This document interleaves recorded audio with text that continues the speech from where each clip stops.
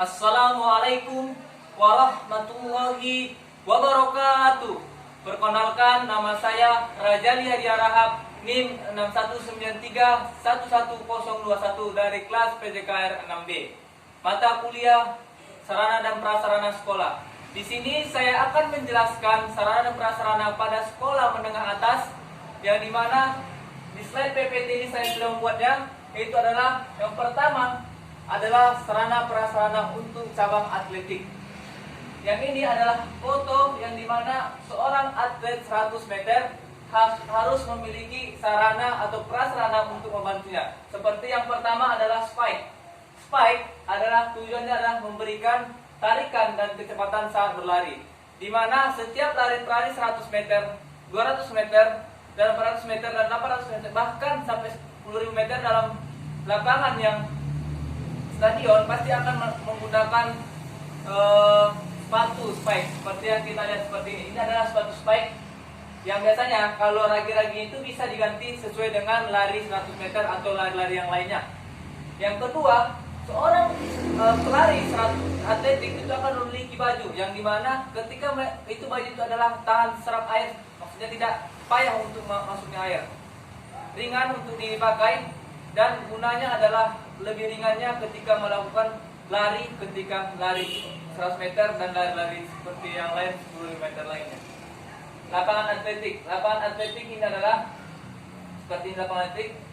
Ini lapangan atletik ini adalah merupakan sarana yang adalah penunjang untuk para sarana yang kita lakukan ketika lari untuk menengah atas ini. Yang mana itu adalah kita lebih dominan untuk teknik dan sarana prasarananya. Yang selanjutnya itu adalah yang prasarananya juga adalah stop work.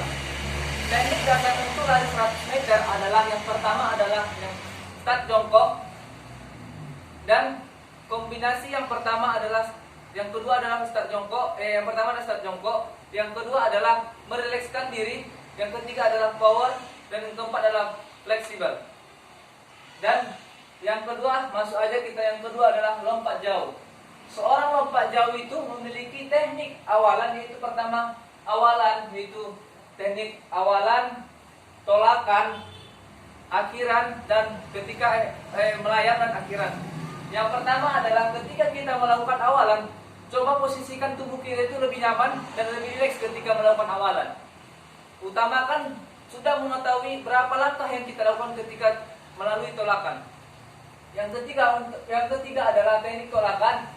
Coba ayunkan paha sejauh mungkin ketika melakukan tolakan, setinggi-tingginya ketika melakukan fase yang selanjutnya atau fase melayang. Lanjut. Ketika melayang di udara, tubuh dorong ke depan agar ketika dorong ke depan lebih jauh untuk jangkauan atau lompatan yang kita lakukan. Seperti saja, seorang pelompat jauh yang profesional pasti tidak akan melakukan tubuh atau kakinya ke belakang, karena ketika kita melakukan pembelokan ke belakang, maka itu akan ukurannya itu akan diukur dan tidak lompatan yang paling tinggi yang dilihat.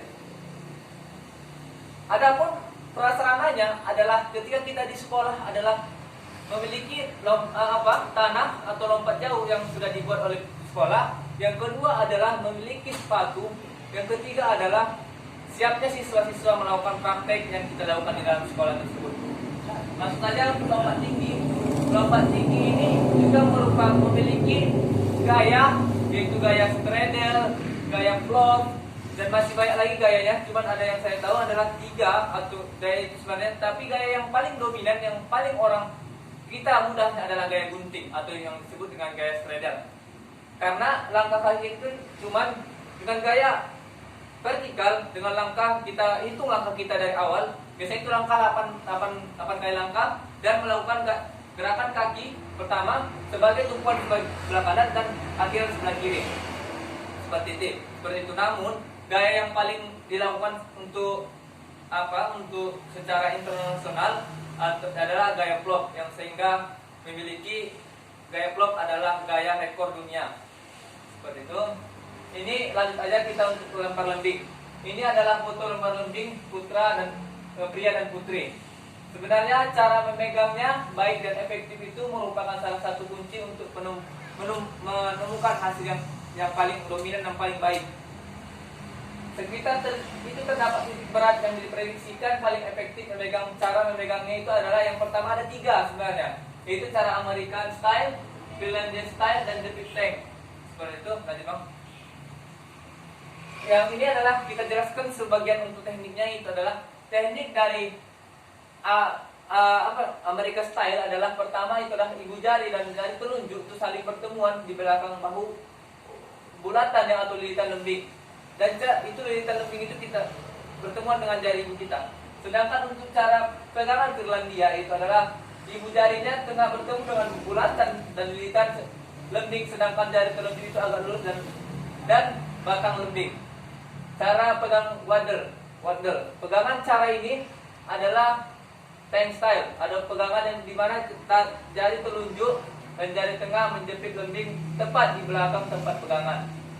Pertama-tama itu yang kita lakukan ketika melakukan lempar lembing adalah awalan. Sebenarnya semua itu melakukan awalan pertama kali dengan tangan ke belakang lurus dengan sejajar dengan tangan ke depan sebagai tumpuan atau tujuan, dan lari dengan langkah yang kita hitung dengan langkah sampai akhir tolakan, itu dengan tangan seperti ini. Ketika di akhiran coba tolakan tangan dan lepaskan ke sejauh-jauhnya ke arah daerah yang sudah ada. Seperti itu, baik Bang.